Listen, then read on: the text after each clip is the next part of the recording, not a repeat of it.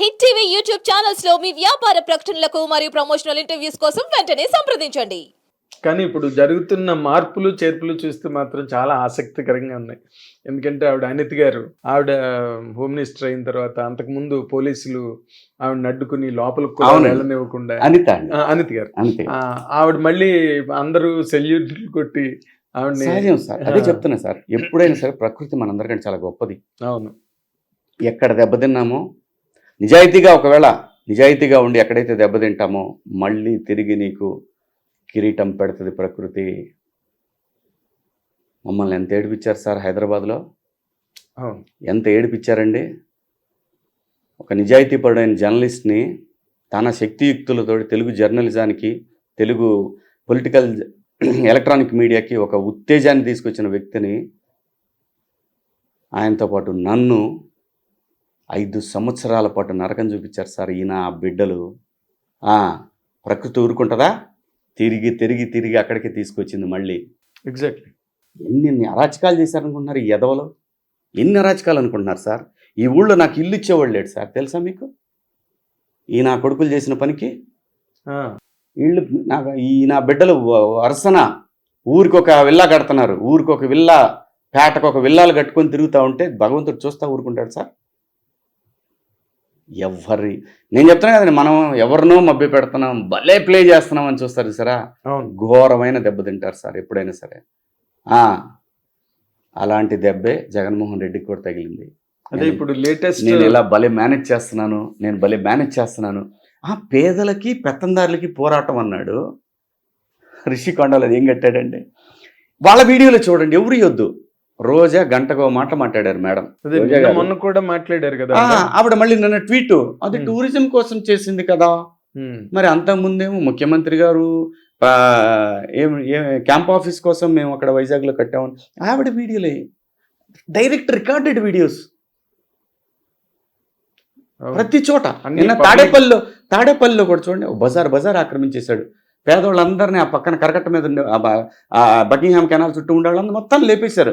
అక్కడ ఇల్లు వేసుకున్న వాళ్ళందరినీ వేసేసి రోడ్డు వేస్తే వేసావు. ఆ రోడ్ల నుంచి ఎవరు నడవటానికి వెళ్ళలేదు. భయస్తుడండి. అంత భయం దేనికండి ఒక ముఖ్యమంత్రికి? రిషికొండ ప్యాలెస్ కి సంబంధించి నేషనల్ నెట్వర్క్ లో కూడా చాలా చూసాను జరిగింది. అర్నబ్ గోస్వామి సార్ ఒకటే రిపబ్లిక్ టీవీలో చేశాడు. వాళ్ళకి ఏం చెప్పినా సరే మీద పట్టమేనండి. అది బుల్డోజ్ చేస్తారు, వాళ్ళకున్న గుణం అది, బుల్డోజ్ చేసే గుణం. మొత్తం అలా తయారు చేశారు వాళ్ళ వ్యవస్థని. అంటే నార్మల్గా మనం జరుగుతున్న పరిణామ క్రమంలో ఆవిడ షర్మిల గారు దూరం అయిపోయారు. ఆయన జైల్లో ఉన్నప్పుడు ఆవిడే కదా మొత్తం కార్యక్రమాలు చాలా కష్టపడి ఒక లేడీ అయినా చేశారు ఆవిడ. తర్వాత మదరు దూరం అయిపోయారు. ఇలా జరుగుతున్నది, ప్రజల్లో వ్యతిరేకత కనిపిస్తున్నది ఎక్కడికి వెళ్ళినా. కానీ జగన్మోహన్ రెడ్డి గారి కార్యకర్తలు కానీ, లేకపోతే ఆ శ్రేణులు కానీ, లేకపోతే ఆయన అనుచరులు, సహచరులు, వీళ్ళందరూ కూడా ఏమాత్రం గ్రహించలేదండి ఇంత అన్యాయం జరుగుతోంది ఇక్కడ. సార్ ఒకటే గుర్తుపెట్టుకోండి, జగన్మోహన్ రెడ్డి గారికి ప్రజలు అనే పదం లేదండి, గుర్తుపెట్టుకోండి. తను ఒక ఎంపైర్ని క్రియేట్ చేసుకున్నాడు. దాంట్లో మీకు సోషల్ మీడియా అనేది ఒకటి, ఐప్యాక్ ఒకటి, దగ్గరగా ఉన్న బంధువులు ఒకటి, అలాగే తన సాక్షి ఛానల్ ఒకటి, సాక్షి పేపర్ ఒకటి. ఇది మాత్రమే తను.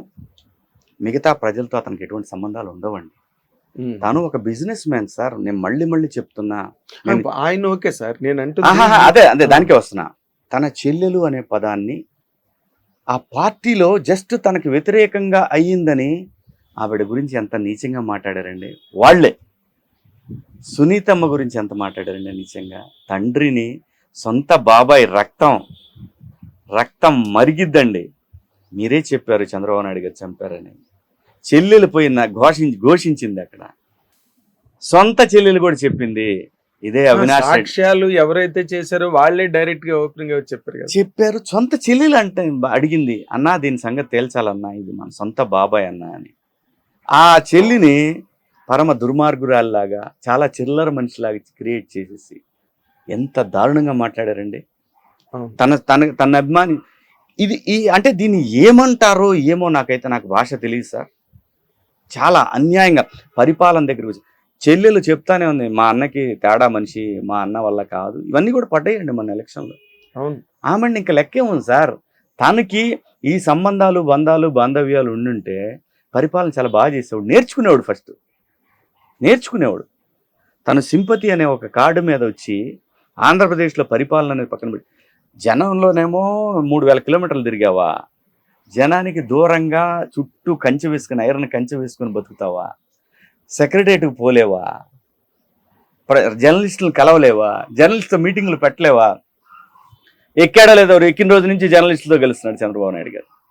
మొట్టమొదటి అసలు ఢిల్లీ వెళ్లే ముందు కూడా చాలా జర్నలిస్టులతో అంటే ఇప్పుడు ఇది వారధి అండి, ప్రజలకిను ప్రభుత్వానికి వారధి జర్నలిస్టులు.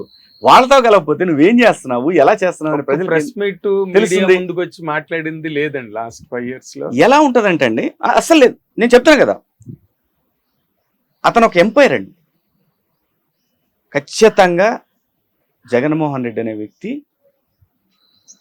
ప్రజాస్వామ్య దేశాల్లో పనికిరాడు. ఆయన ప్రజాస్వామ్య దేశాల్లో ఆయనతోని కాని పని. నియంతృత్వం ఉన్న చోట చంద్రబాబు నాయుడు గారి మీద కోపం ఉంటే అరెస్ట్ చేశావు, ప్రజలు ఏం చేశారో చెప్పారు. అన్న క్యాంటీన్లు ఏం చేసి మీ నాన్న పేరు పెట్టు, పేదవాడికి అన్నం పెట్టేది రోజు. ఆ ప్రజావేదిక ఎందుకు కూల్చేశావు? చంద్రబాబు నాయుడు గారి ఇంటికి గోడ కట్టి పడేసి అక్కడి నుంచి నడిపించు. ప్రజావేదిక ఏం చేసింది, ఎందుకు కూల్చేశావు? చెయ్యాలనుకున్నప్పుడు ఎన్ని రకాలుగా పోలవరం రివర్స్ టెండరింగ్ అని చెప్పి 1700 కోట్ల రూపాయలు తగ్గించానని చెప్పి మీరు అక్కడ లిటరల్గా ఒక చిన్న ఇసుక పోసే కార్యక్రమానికి 3000 కోట్ల రూపాయలు ఇచ్చారండి కాంట్రాక్టర్. అన్ప్రెసిడెంటెడ్. చాలా చాలా అసలు ఎంత దారుణమైన పరిస్థితి అంటే, నేను అంబటి రాంబాబు గారు అన్నాడు, నాకు అర్థం కాలేదండి ఇది, అసలు నాకే అర్థం కాలేదు. నీకెందుకు అర్థమైంది? మీ ఉద్దేశం అసలు ప్రజలు, ప్రభుత్వం, లేదంటే పరిపాలన, ప్రాజెక్టులు, రోడ్లు, ఇది ప్రజాస్వామ్యం అంటే, సమాజం అంటే ఇది వదిలేసి రోడ్లు వేయడంట. బడులు బాగు చేయించాను, బడులు ఐబీ గురించి, కరికులం గురించి, అన్నిటి గురించి అక్కడ ఒక అతను ఉంటాడు, ఒక పంతులు గారు ఉంటాడు, రాసిస్తాడు మొత్తం. అది మాట్లాడుతుంటాడు అతను. ఇంత మించి ఏం చేయడు అతను. మొత్తం ల్యాండు, మైను, శాండు, లిక్కరు ఎన్ని వస్తాయి తెలుసా? అవును, కొన్ని లక్షల కోట్ల రూపాయల సంపాదన బయటకు వస్తాయి. లక్షల కోట్లు కావచ్చు, కనీసం 1,00,000 కోట్ల లోపైన ఉంటుంది. ఎంతో 100 కోట్లకే కేజ్రీవాల్ లోపలేసారే. అవును, 1000 కోట్ల రూపాయల సంపాదన ఎవరి కోసమే? ఇది కర్మని చుట్టూ తిరిగి వస్తుంది.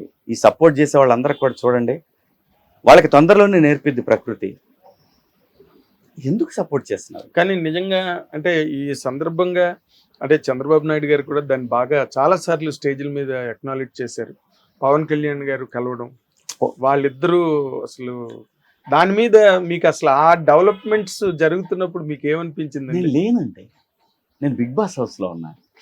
అంటే నేనుంటే అసలు వేరే ఉండేది, అది వేరే. నా మాట వేరు, నా ఉద్యమం వేరు, అవును, నా తీరు వేరు.